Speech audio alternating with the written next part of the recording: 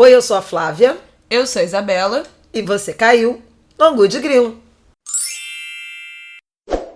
Olá, gente! Hoje, excepcionalmente, boa quarta-feira.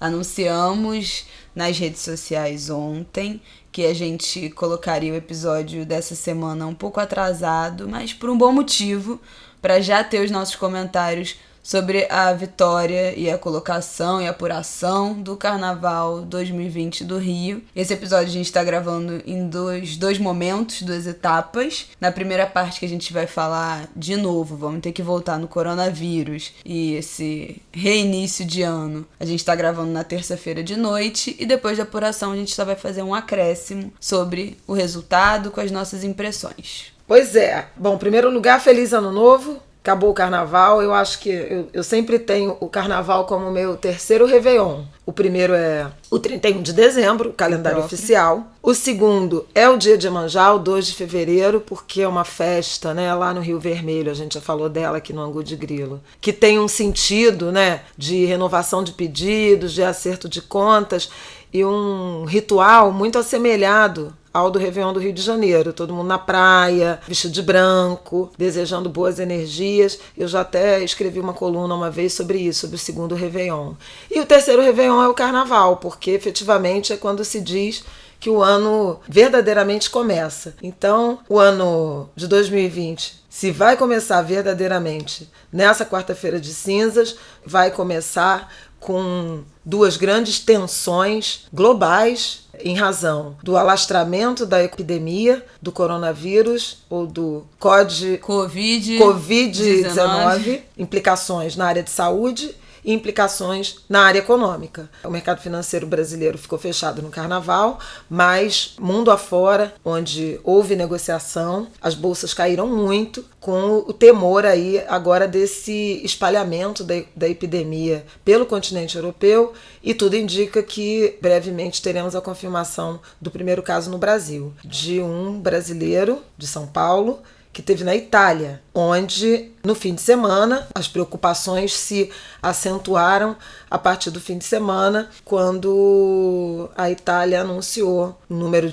crescente de casos e já 11 mortes, né? Isso, deixa eu atualizar os números aqui. Até o momento, noite de terça-feira, o que a gente tem é que a Itália já tem 11 mortes e 322 casos da doença. Agora já são 10 países na Europa que diagnosticaram os seus primeiros pacientes com coronavírus. A França detectou mais 2 casos nos últimos dias. A Áustria, Croácia, Espanha e Suíça confirmaram durante coletiva de imprensa nessa terça-feira que também já foram atingidas pela doença. Fora isso, nas Ilhas Canárias tem um hotel em Tenerife que tem 1.000 turistas em quarentena depois que um hóspede foi diagnosticado. O Irã já confirmou 16 mortes no país, o maior número fora da China. Na China já tem quase 78 mil infecções registradas, Coreia do Sul 977, Japão 853, os 3 países com o maior número de casos. É isso, assim, por enquanto. Então a preocupação grande em relação ao espalhamento dessa epidemia, que é esperado, né, os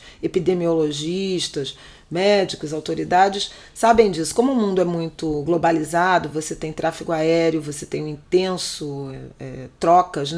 trocas comerciais e fluxo também de pessoas, é esperado que esses casos, né, de epidemia, de doenças, ao longo dos meses, ele alcance outros países. Nesse caso, a gente está vendo uma tendência a promover confinamentos, isolamentos de áreas, e aí ganha um aspecto mais dramático para a economia global. A China, com as medidas que tomou para tentar conter a epidemia, ela provocou uma pane, um impacto muito grande nas cadeias produtivas, sobretudo da indústria. Eu acho que vale a pena a gente pensar sobre essa lógica. Wuhan, que foi o foco central inicial da epidemia, é uma área industrial que concentra, a gente chama a produção de partes e peças, né, bens intermediários, para cadeias produtivas do mundo inteiro. Isso acabou levando o fechamento praticamente, né, dessa área e impediu o escoamento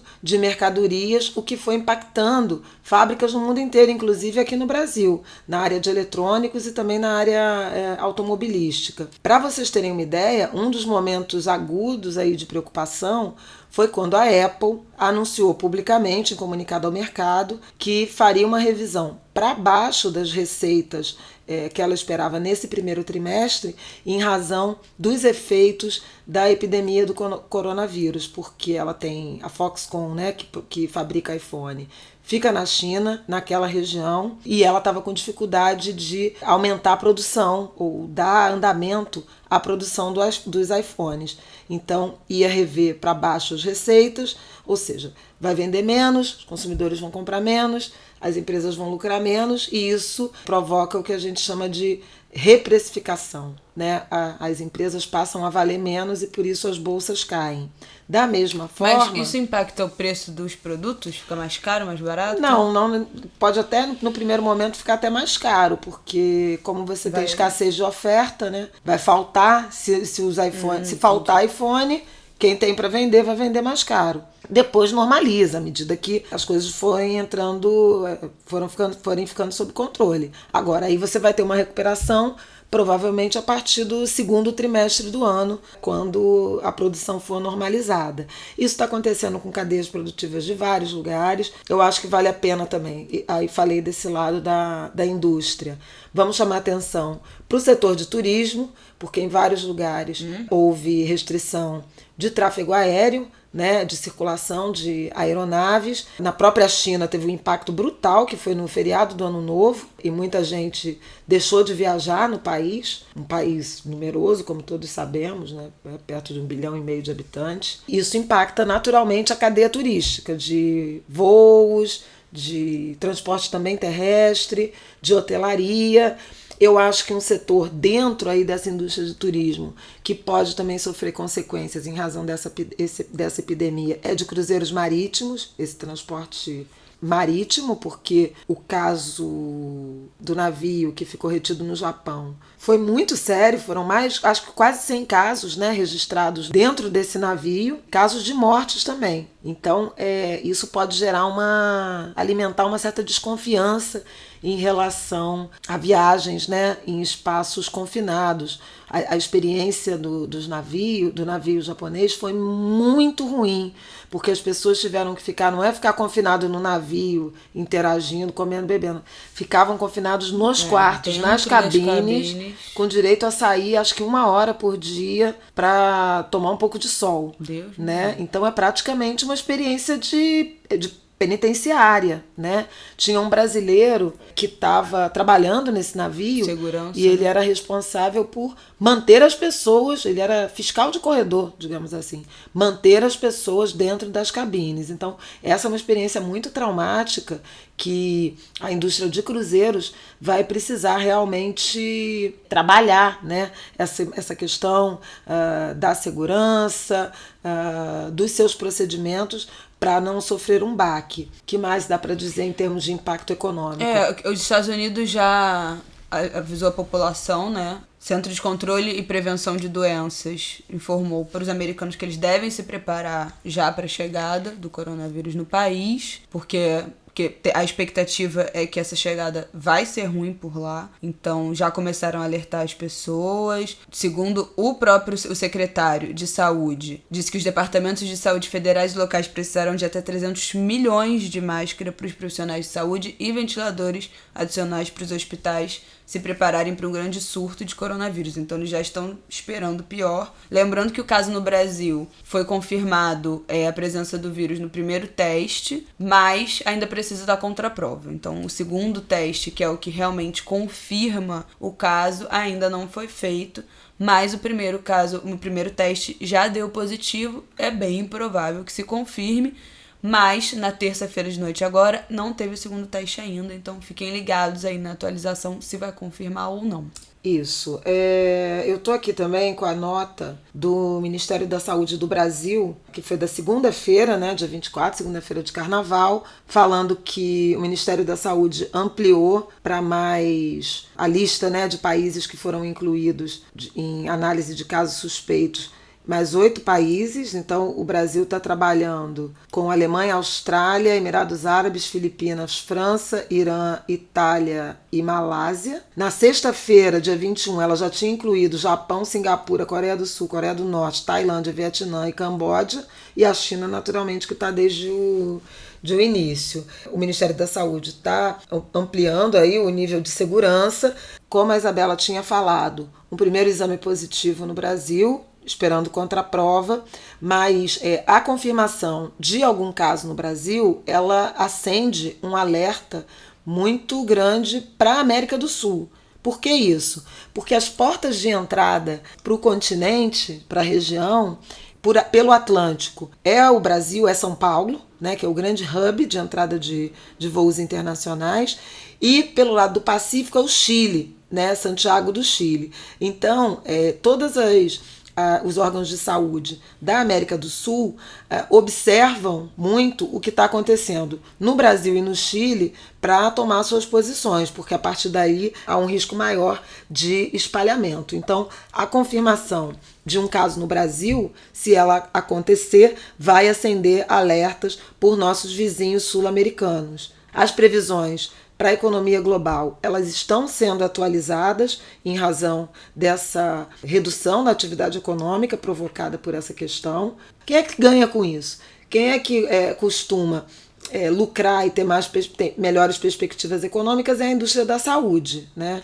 Você claro. Tem mais demanda, seja por atendimento, seja por pesquisa, né, de medicamento para achar vacina, cura. Agora, eu queria chamar a atenção também, porque a gente está falando muito do coronavírus, do Covid-19, não é isso? Uhum. Gente, uma hora eu achei que fosse Covid-19. Eu falei, não é possível que iam fazer isso. O Covid-19, de fato, é uma epidemia global que preocupa. A gente já teve a SARS, né, a H1N1. Tivemos o Zika vírus, que por conta, a partir do Brasil, também colocou o planeta em atenção, em emergência. Mas nós temos coisas muito sérias para lidar por aqui, que é a epidemia do sarampo. No Rio de Janeiro, tivemos um caso de um bebê que já morreu de sarampo. Eu acho que a gente já tinha chegado a comentar sobre isso, sobre essas questões das nossas doenças, dos nossos problemas na área de saúde aqui no Angu de Grilo, mas cabe sempre reforçar, né? A crise da água no Rio de Janeiro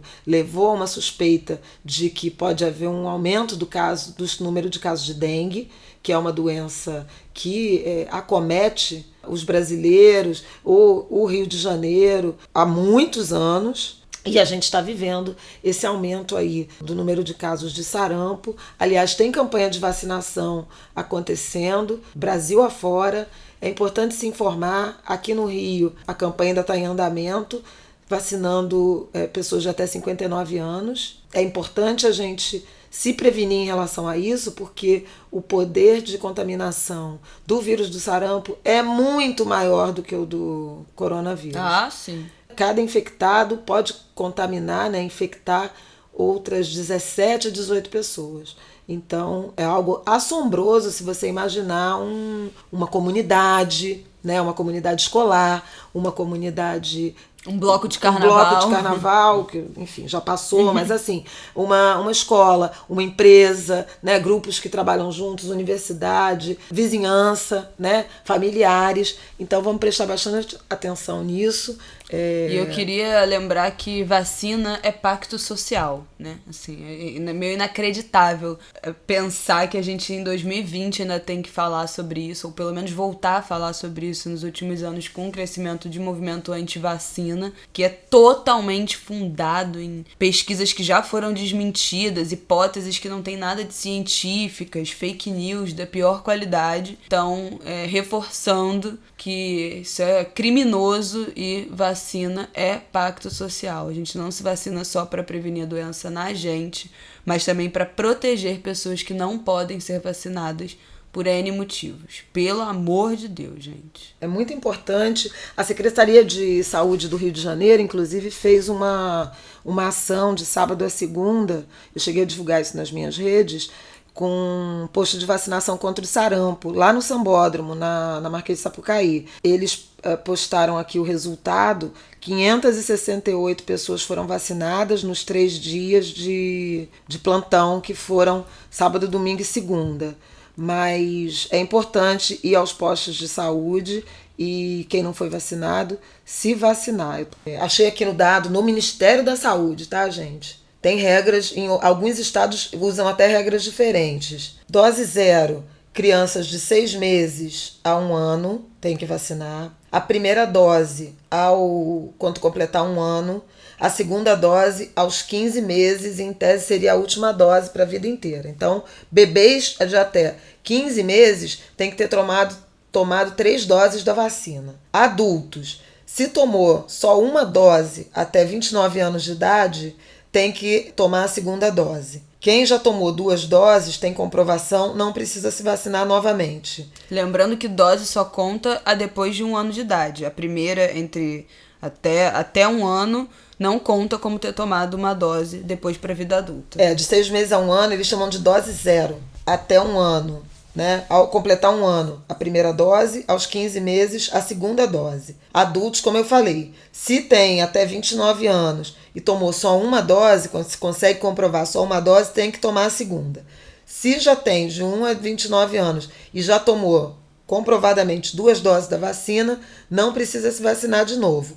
Agora, não tomou, não se lembra, perdeu o cartão, eu estou vendo muita gente, especialmente na minha faixa etária, com a mesma dúvida. Minha mãe não lembra, eu não tenho cartão, eu, por exemplo, não tenho cartão. Então, não tomou, perdeu o cartão, não se lembra, não tem referências, se tem de 1 a 29 anos, tem que tomar 2 doses da vacina. Se tem de 30 a 49 anos, tomar apenas uma dose. Agora, vou lembrar que aqui no Rio de Janeiro, por exemplo, a vacinação alcança até os 59 anos. Então, o Ministério da Saúde recomenda uma dose para quem tem até 49 anos, mas o Estado do Rio de Janeiro está vacinando pessoas com até 59 anos que não podem comprovar, não se lembram ou não tomaram a vacina contra o sarampo. Então corram, pelo amor de Deus, gente. Ninguém merece já começar o ano doente. Vamos nos proteger. Vem cá, a gente vai comentar alguma coisa dos desfiles antes da apuração? Não, dos desfiles do grupo especial, não. Mas eu acho que vale a pena a gente falar do resultado do carnaval em São Paulo. Águia de Ouro ganhou o carnaval pela primeira vez. Olha que sintomático, né? E como o samba é vanguarda, é crítica, é tão bonito. O enredo era sobre educação, conhecimento e reverenciou Paulo Freire, o educador que foi chamado de energúmeno pelo presidente da República. Então, foi um carnaval campeão que nos honra. No grupo de acesso de São Paulo, ganhou Vai, né? Escola que tinha sido rebaixada no ano passado e que tem origens, tradições muito negras. Ela tinha vindo no ano de 2019 com um enredo sobre afrofuturismo.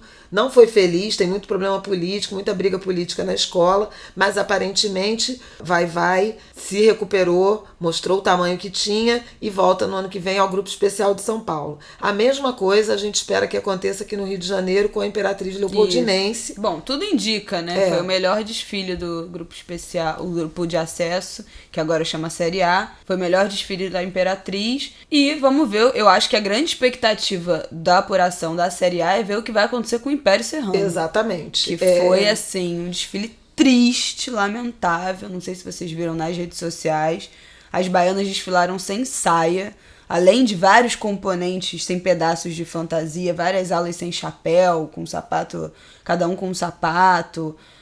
A escola teve muito problema. Eu acho que o mais emblemático foram as baianas entrarem na avenida sem as saias, todas de bermuda. Cena tristíssima do Império Serrano. De blusa, chapéu e bermuda. Foi muito triste. Muita gente sofrida, chorando. Mas o Império Serrano ainda pulsa no coração daquelas pessoas que defenderam com a dignidade que tinham o desfile, a bandeira, o pavilhão da escola, cantando muito o samba, a bateria também fazendo seu trabalho, componentes, inclusive compositores, pessoas idosas mesmo da escola empurrando o carro alegórico, que também passaram com problema. O samba cantado com muita força, com muita vontade, com muita paixão pelo Império.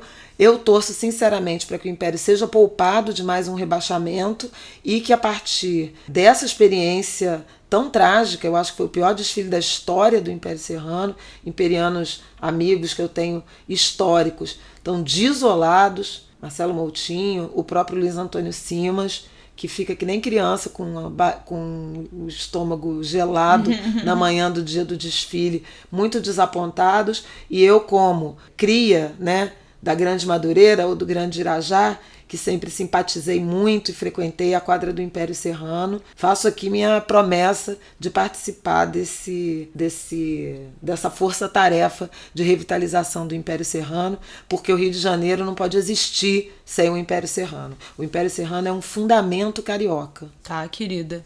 Bom, acho que é isso nessa primeira parte. Voltamos depois da apuração com os nossos comentários. Mas só queria dizer que eu acho que eu não lembro de um carnaval nos últimos anos, ou talvez na última década, tão equilibrado quanto esse. Eu achei particularmente os desfiles bem mornos, não achei que teve nada apoteótico, nada arrebatador, nenhum desfile arrebatador que tenha comovido, assim, levantado o público, as arquibancadas. Acho que foi tudo bem morno. Eu particularmente não gosto de carnaval assim tão equilibrado. Eu acho que pra quem assiste na Sapucaí, é sempre incrível quando uma escola passa avassaladora, energiza a gente, mas vamos ver o que acontece. Eu acho que todas as escolas que ficarão nas campeãs poderiam perfeitamente ter ganho. Já digo isso porque tá muito embolado ali entre pelo menos 5 escolas. Eu acho que tudo, absolutamente tudo pode acontecer nessa apuração, inclusive as escolas ganharem em quesito de desempate. Empatar um monte de coisa e ser no desempate mesmo de quesito. Vamos ver. Pois é. Tudo pode acontecer, inclusive nada. Foi um grande carnaval, gente. Isso eu posso garantir a vocês. Meus pés também não me deixam mentir. Pô. Eu até fiz uma foto ontem, depois do desfile da Beija-Flor, dos meus pés, mas eu fiquei com vergonha de postar, sinceramente, porque ninguém merece ver. Eu apaguei, inclusive, do meu celular, porque realmente ninguém merece ver essas imagens. Mas teve muita emoção, muito fundamento, muita verdade nesse carnaval. Tentaram tanto, sabe, aniquilar a nossa festa, o nosso espetáculo, e nós passamos lindamente pela Marquês de Sapucaí e pelos blocos também. Eu não vi intercorrências, os blocos saíram, muitas imagens de gente se divertindo, os blocos autorizados e os não autorizados, tiveram alguns problemas com blocos não autorizados que tentaram se legalizar. Esse ano Minha Luz é de LED aqui no Rio é um exemplo, que tentou se tornar um bloco autorizado e não conseguiu, acabou sendo de última hora barrado pela polícia militar, e foi uma grande decepção porque é um bloco que ficou bem grande nos últimos anos aqui no Rio. O Truque do Desejo, que é um bloco de pagode, também teve problema, acabou saindo hoje parado dentro da quadra do Fala Meu Louro, no centro. Não ia ser no Largo São Francisco da Prainha, mas também não conseguiu botar o bloco na rua. Hoje de manhã, na madrugada, ia sair um bloco não autorizado, que eu acho que é o 442 ou 422. Teve muito problema, ia sair ali na região do Museu do Amanhã. A polícia jogou até bomba para dispersar o bloco, bomba de efeito moral. De madrugada ele ia sair às 4 e pouca da manhã. Não, a gente estava no desfile quando eu comecei a ver, porque é um bloco que sai de madrugada. Teve até bomba para afastar as pessoas, então foi um carnaval mais esquisito nos blocos de rua. Os não autorizados tiveram bem mais pressão, foram bem mais pressionados a não sair, e os autorizados encontraram dificuldade aí para conseguir colocar na rua, mas nada além do que a gente já previa e nada além do que também já foi o carnaval do ano passado, que vários blocos, inclusive blocos grandes, não saíram, né, como a gente falou no episódio passado. Então acho que permanece o desafio aí pro próximo ano da galera dos blocos tentar legalizar, começar a corrida aí para tornar oficial e garantir a saída, porque eu acho que vai ficar cada vez mais difícil os blocos oficiais burlarem aí a segurança, a prefeitura, a polícia e essas estruturas de dominação de corpos. passeando um pouquinho pelo Brasil, né, do que eu acompanhei do noticiário, eu queria chamar a atenção pro Galo da Madrugada, gigante, né, no Recife. A participação da Pablo Vittar, que foi bafão, pelo que eu acompanhei nas redes sociais. Perfeita. Muito acolhida pelo público. Pablo, que eu acho que, enfim, assina o grande sucesso do carnaval, né, desse ano. Isso aí Amor de Quem, não é isso? Não. Quer dizer, tem várias músicas de carnaval. Parece que a música do carnaval foi Tudo Ok. Vamos dizer que eu. Mas ficou entre essas duas, chata. Depende do. Tem Contatinho, tem Carnaval Chegando, tem Amor de Quê. Então, assim, foram várias músicas eu falei Amor carnaval. De Quem, gente, desculpa. A pessoa do caso. Pra mim, a música do carnaval, eu acho que faz mais sentido ser Amor de Quê, mas a que mais bombou foi, com certeza, Tudo Ok, que é uma música que eu acho chata. Eu ouvi Tudo Ok bem. E eu achei que Tudo Ok é a versão funkeada de... Não, é brega funk. Então, a versão brega funk de Vou Festejar. Grande sucesso de Beth Carvalho, porque é pra esfregar na cara do ex... A famosa dor de corno. Vou festejar, dor vou festejar o teu sofrer, o teu penar. Aliás, o Estúdio I fez uma edição na segunda-feira, diretamente do Samba do Trabalhador, do terreiro do Renascença Clube, um enclave negro entre os clubes, né, de socialização e de recreação. Maravilhoso, uma tarde maravilhosa lá em homenagem a Beth Carvalho. 2020 foi o primeiro carnaval sem a presença física de Beth, porque por aí ela vive, né? E ela está. E a gente cantou Vou Festejar e eu não consegui não pensar no Tá Ok, né? Desse ano. As leituras de Fábio Oliveira. Gente, já falei da Pablo, peraí, eu quero falar um negócio Deus, do Carnaval pelo Brasil, de Ivete atuando aí contra a violência, contra a briga. Ela desacelerou em vários momentos a música, mandou baixar e desacelerar o ritmo para restabelecer o ambiente de harmonia. É bonito quando o artista tem essa consciência, né, de baixar a pressão, de baixar a temperatura para acalmar a multidão. É natural ter briga, né? Acontece das aglomerações humanas, combinação de álcool com essa euforia. Preta Gil também é uma que costuma fazer isso, né? Atuar do alto dos trios para acalmar a galera quando tem desentendimento. Bacana de ver, mas acho que o Carnaval de Salvador também foi muito bacana, das imagens que eu vi, da Ivete, de Margarete, Saulo. Gostei muito. Margarete, que teve também no Carnaval do Rio, que tá com uma grande, maravilhosa, amo de paixão. E quero chamar a atenção, gente, pro Laíla. Laíla, grande mestre, referência, teve por tantos anos na Beija-Flor, deixou a Beija-Flor no ano passado, fez um carnaval na Unidos da Tijuca. No ano de 19 e 20, ele esteve na União da Ilha. A União da Ilha não fez um bom desfile, mas o Laíla, que já está há muitos anos na organização do Carnaval da Águia de Ouro, foi campeão em São Paulo pela primeira vez. Uhul. Salve ele, Laíla, nosso mestre. Gigante. É isso, gente. Então voltamos depois da apuração com as nossas impressões e comentários. O Carnaval tá muito aberto, tudo pode acontecer. Segura aí que Angu de Grilo essa semana vem em 2 capítulos. Até já. Bom, estamos de volta depois da apuração, agora já quarta-feira de noite. 24 horas depois, cá estamos. Para comentar o que rolou. Olha, eu particularmente fiquei muito feliz com o resultado, muito feliz da Viradouro ter ganho, da colocação da Grande Rio e da Mocidade também. Acho que mereceram muito estar brilhando aí na frente.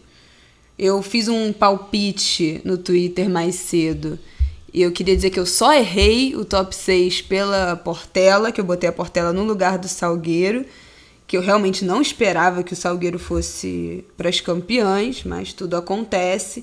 Mas de resto eu acertei a ordem certinha, tá, queridos? Uau! Não, eu não arrisco ordem. Estava muito na torcida por Grande Rio, Mocidade. Viradouro já tinha apontado no nosso Angu de Grilo especial como uma das favoritas. Realmente não apostava no Salgueiro, apostava mais na Portela.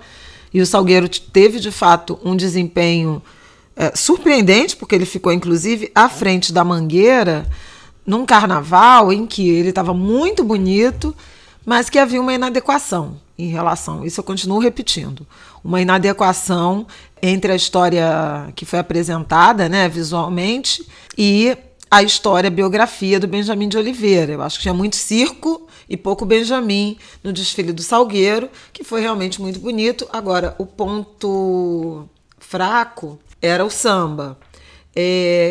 Eu tomei nota aqui de algumas coisas, por exemplo, o Salgueiro foi o único que gabaritou em fantasia, 50 pontos em fantasia. Tá de parabéns aí o Alex, né, de Souza. Muito legal esse desempenho. Eu gostei muito das alegorias também. O Salgueiro teve um 9.8 em alegoria que foi descartado, o resto tudo 10. Eu achei as alegorias do Salgueiro, arrisco dizer que as mais bonitas desse carnaval. Tinha gostado muito também da Mangueira, principalmente do Abre Alas. Não entendi por que não tirou nenhum 10. Vamos ver a explicação dos jurados. Pois é. Mangueira não tirou nenhum 10 em alegoria. É surpreendente, né? Pela qualidade habitual do trabalho do Leandro. Aliás, Leandro que foi campeão no grupo de acesso, né, na Série A, com a Imperatriz Leopoldinense. Ele dividiu as duas escolas. Aliás, até eu queria chamar atenção para isso, né? Para alguns nomes. Leandro fez Série A e fez Mangueira, ficou em sexto e em primeiro na Imperatriz. Já tem piada correndo sobre quem será o carnavalesco da Mangueira no ano que vem, ou seja, tem uma bolsa de apostas aí de que o Leandro vai migrar para a Imperatriz. Eu não tenho informação nenhuma, não sei, não quero saber e tenho raiva de quem sabe.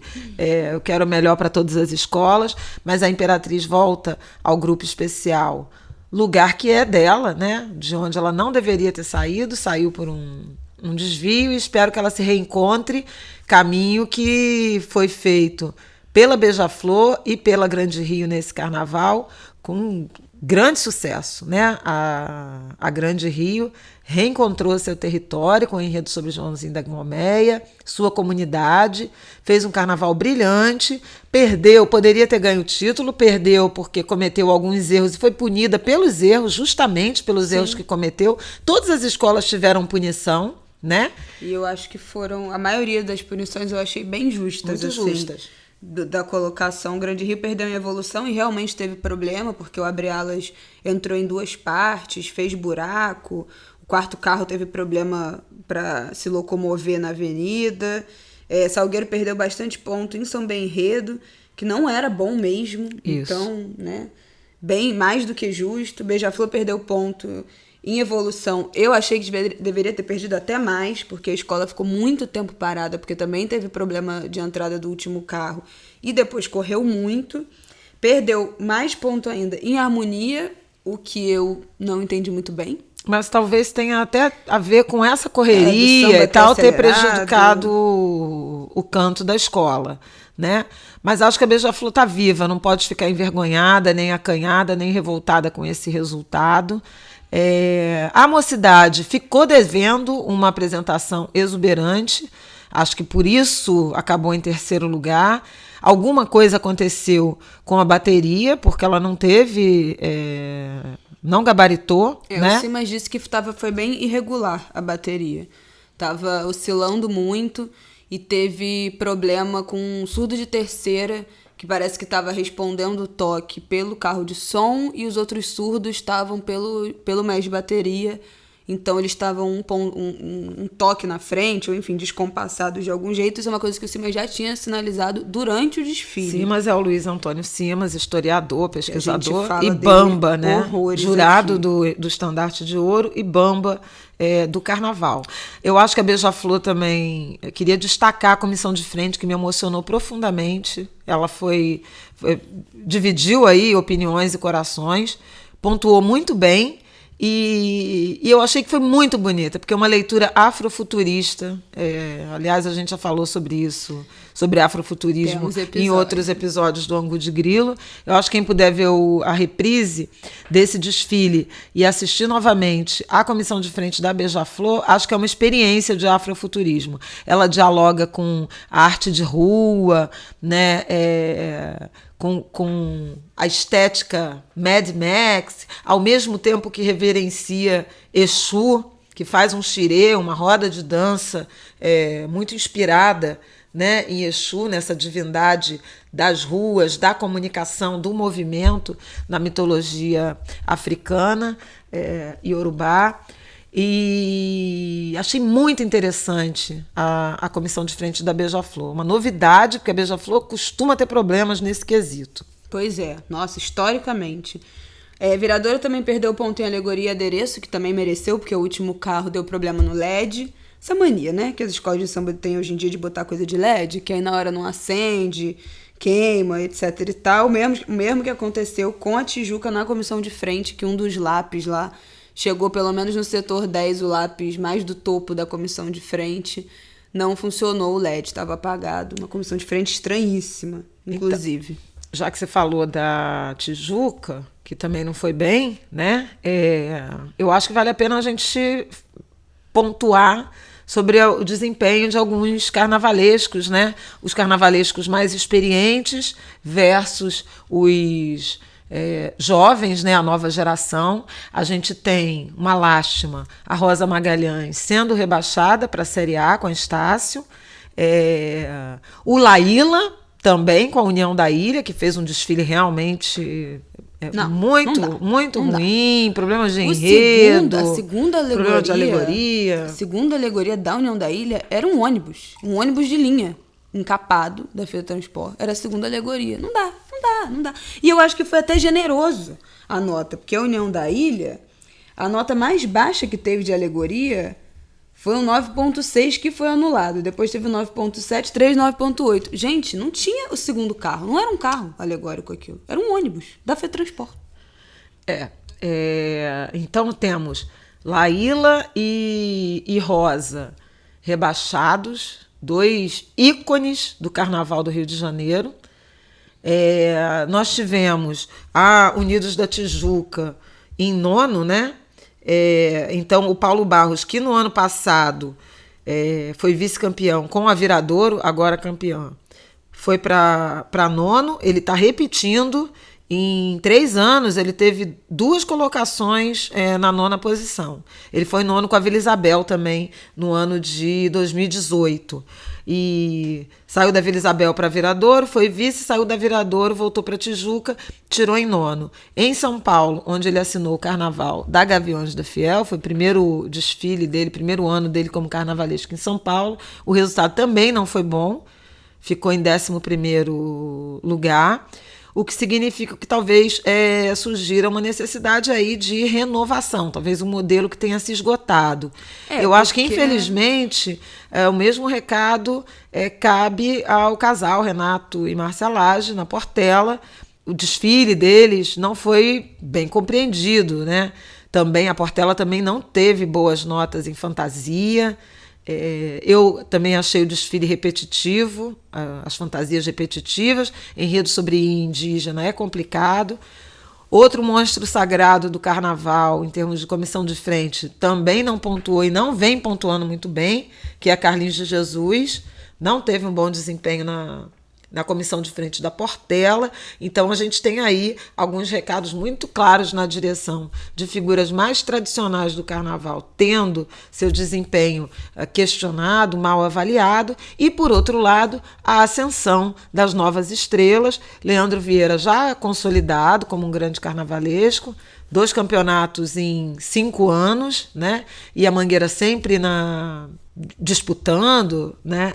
Volta no desfile das campeãs com um enredo muito polêmico, ainda hoje sendo atacado, sobre Jesus Cristo, e os destaques que são os carnavalescos da Viradouro, Tarcísio Zanon e Marcos Figueiredo, estreantes no grupo especial, e da Grande Rio, Gabriel Haddad e Leonardo Bora, também estreantes no grupo especial, os 2 fazendo aí o campeonato e o vice. Significa que o carnaval das escolas de samba vive e que o grupo de acesso ainda é celeiro de formação de talentos carnavalescos.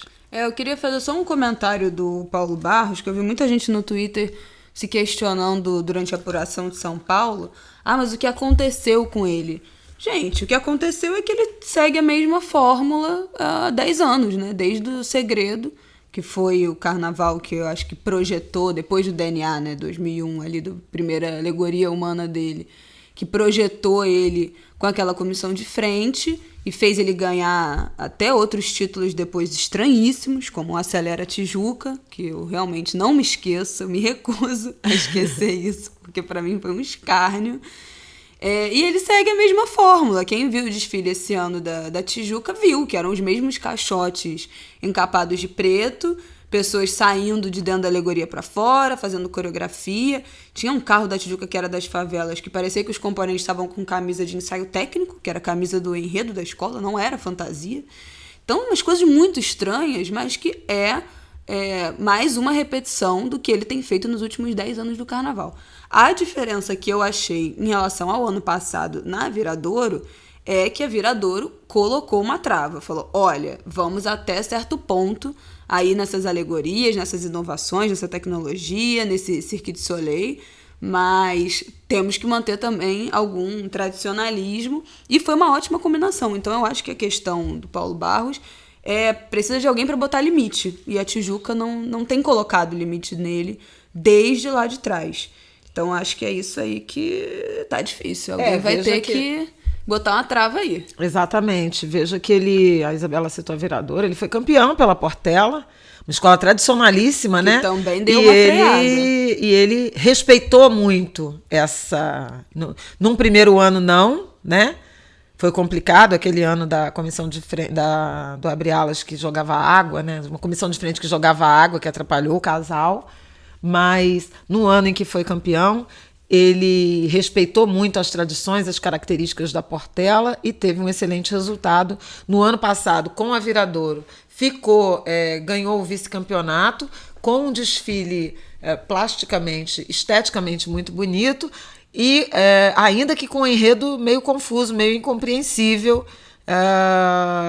o que significa que realmente um freio e algum apuro estético faz diferença.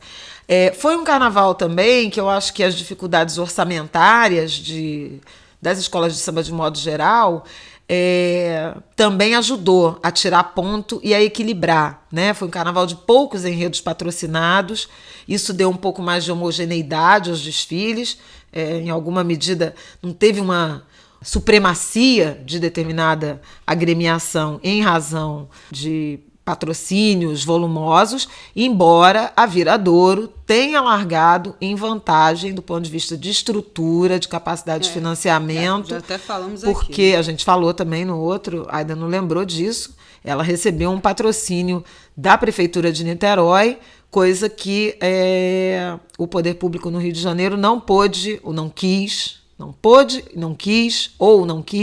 oferecer às escolas de samba daqui.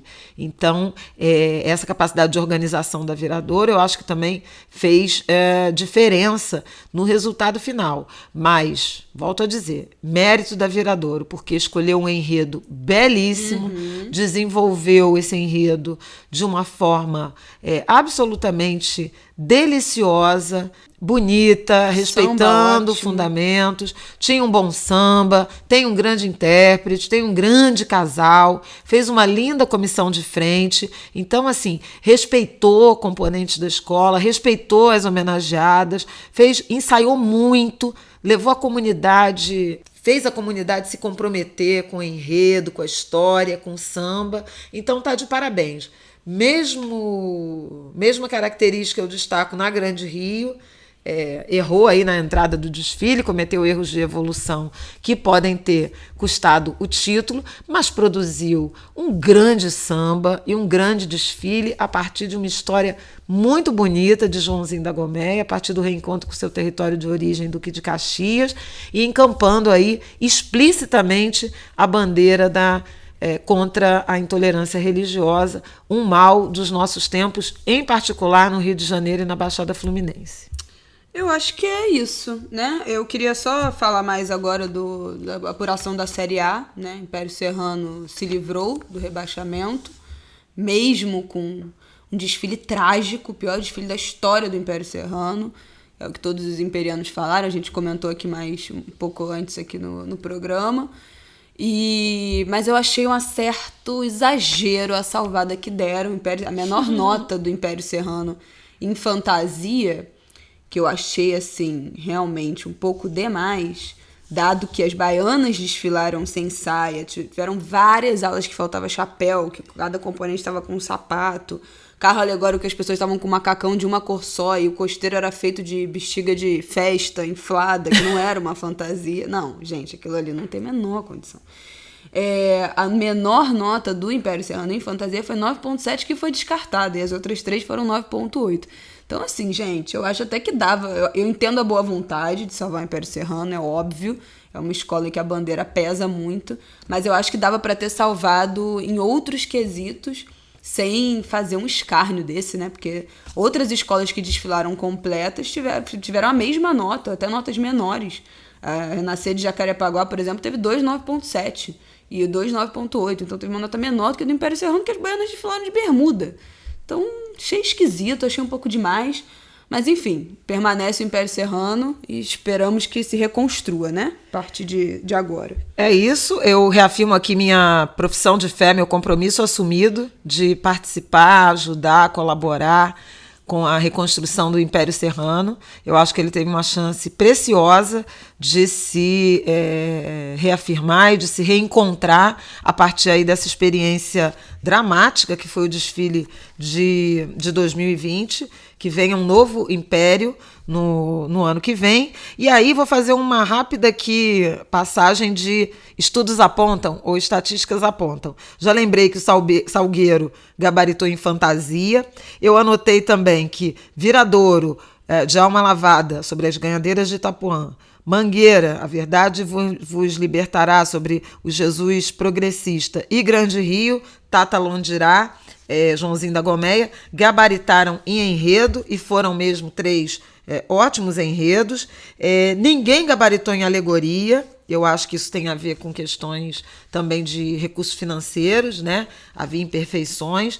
A Mangueira do Leandro, eu acho que eu já falei, mas falo de novo, não ganhou nenhum 10 em alegoria. Foi um carnaval de alto nível para as baterias, Viradouro, do mestre Cissa, Grande Rio, do mestre Fafá, Portela, do mestre Nilo Sérgio, Vila Isabel, do mestre Macaco Branco, também ganhador do Estandarte de Ouro, e Unidos da Tijuca, do mestre Casagrande, gabaritaram todas 50 pontos, estão de parabéns. Meus mestres Plínio e Rodney, da Beija-Flor, fizeram 49.9, parabéns a eles também, muito orgulho. Mestre Sala e Porta-Bandeira, Viradouro, Grande Rio e Salgueiro, os casais Julinho e Ruth, Daniel e Tassiana, Marcela e Sid Clay, esses últimos vencedores do Estandarte de Ouro, tiraram 50 pontos também. Nosso casal amado, da nossa família Beija-Flor, Selminha Sorriso e Claudinho Souza. Meu abraço carinhoso para o Claudinho, que desfilou sob um drama pessoal, e eles marcaram 49.9. É um casal que nos orgulha. Comemoraram 25 anos de Beija-Flor, são recordistas em desfiles pela mesma escola, são um casal há 28 anos. Eu queria lembrar que das 6 primeiras... São um casal de mestre Sala e Porta-Bandeira. Não são casados. São irmãos. Eu queria lembrar que dos 6 enredos, dos 6 desfiles, das 6 escolas que estarão no desfile das campeãs, as 4 primeiras trouxeram referências e reverências às religiões, aos orixás e aos encantados dos cultos de matriz africana e ameríndia. Viradouro, com as ganhadeiras de Itapuã, falando de Oxum, de Xangô, Grande Rio, dos caboclos, de Exu, de Inhansã, de Oxóssi, Beija-Flor falando de Exu, Mocidade falando de Exu. Então, as religiões de matriz africanas de volta, né, ao seu terreiro carnaval. Isso é importantíssimo de ser dito. E é impressionante, é só faltar dinheiro que as escolas voltam todas a fazer enredo de macumba e enredo afro. E são abençoadas. Na época que tá todo mundo com patrocínio, dinheiro em alta, fazem qualquer coisa, qualquer enredo vira alguma coisa. Já teve iogurte, enredo CEP até não poder mais. Mas quando o calo aperta, né, todo mundo sabe voltar para casa. O Salgueiro também, que acabou bem recebido, né, retornando às campeãs com o enredo sobre um homem negro, Benjamin de Oliveira, a Mangueira com seu Jesus Negro e as referências para me despedir da Grande Rio, vice-campeã, e da Viradouro campeã, a Quilombo, nosso aquilombamento, que sempre foi a solução para o povo negro. A Viradouro cantou seu Dourado tem axé, faz o seu quilombo no Abaeté. Essa gente veste ouro, é Viradouro. É Viradouro. Viradouro, atenção. Pois é, como Zé Paulo Serra canta. E a Grande Rio, que falou do leva meu pai mandingueiro baixar no terreiro Quilombo Caxias. Então, o nosso processo de aquilombamento, o quilombismo que nos foi apresentado pelos nossos ancestrais e organizado como pensamento estruturado de resistência afro-brasileira por Abdias Nascimento, vive. Assim como vivem os enredos de temática negra, assim como vive o Carnaval do Rio de Janeiro, a despeito de toda a perseguição que temos sofrido esse ano. Seguimos! Só deu macumba nesse carnaval. Bom, pra finalizar, como eu queria disse o falar... Igor Viana, vou achar o... Bota o áudio dele aí. Vou me despedir com o áudio dele. Vai achando que a gente bota no final. Não, tem um outro áudio que eu queria mostrar. Calma, também vai ser no final. Os dois? Última coisa que eu queria falar é que ontem, na nossa ressaca moral carnavalesca, estávamos vendo o desfile da Intendente, né?